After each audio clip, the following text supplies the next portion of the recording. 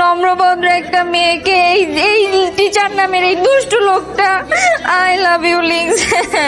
বাহ, খুব সুন্দর তো তোমার হাতের লেখা। আর কখনো প্রেম নিবেদন করবে না, কেমন? যদি করতে হয় বাইরে গিয়ে করবে। ছি বাবা, আপনি কি পড়াতে আসছেন নাকি অসভ্যতামি করতে আসছেন? যেদিন নিজের চরিত্র ঠিক করতে পারবেন সেদিন এসে আমাকে পড়াবেন। তো সব ক্যান্ডেল লাইট স্টাডি টাইম। এই মেয়ে, তোমাকে না কতবার বলছি আমাকে ফোন দিতে না? আমি তোমাকে বলছি না আমার গার্লফ্রেন্ড আছে, তাও বারবার আমাকে ফোন দিতেছো। নেক্সট টাইম আর আমাকে ফোন দিবা না। বেয়াদব মেয়ে একটা, ফোন রাখো।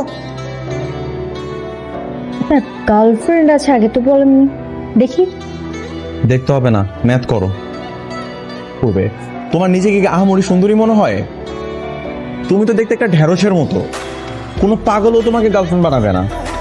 আর আমার গার্লফ্রেন্ড দেখতে যেই সুন্দরী, তোমার থেকে হাজার গুণে সুন্দরী, ওরে দেখলে তোমার চোখ নষ্ট হয়ে যাবে, বুঝছো? লাগবে না, আমি দেখতেও চাই না। এই দেখ তো, আমি কি দেখতে অসুন্দর? না। আমাকে কি দেখতে ঢেঁড়সের মতো লাগে? আরে দূর, তুই তো আমাদের ক্যাম্পাসের সবচেয়ে সুন্দরী মেয়ে। কি হয়েছে বলতো? মনটা চাইতেছে ওই লুকটার চুলগুলো আমি একটা একটা করে ছিঁড়ে ফেলতে পারতাম। সুন্দর করে শাড়ি পরে, কপালে টিপ দিয়ে, চোখে কাজল দিয়ে ওনার সামনে যাবে, দেখবি তোর উপর থেকে চোখ সরাতেই পারবে না। দাঁড়ান, কোথায় যাচ্ছেন আপনি? একটা মেয়ে শাড়ি পরে আসছে, চোখে কাজল দিয়ে, কপালে টিপ দিয়ে আসছে, আপনি তাকে একটু কমপ্লিমেন্ট দিবেন না? কেন আমার কেন কমপ্লিমেন্ট দিতে হবে? বলেন কেমন লাগছে আমাকে সুন্দরভাবে দেখে বলেন। লাগছে মোটামুটি। বিয়ে করতে চাই। সত্যি?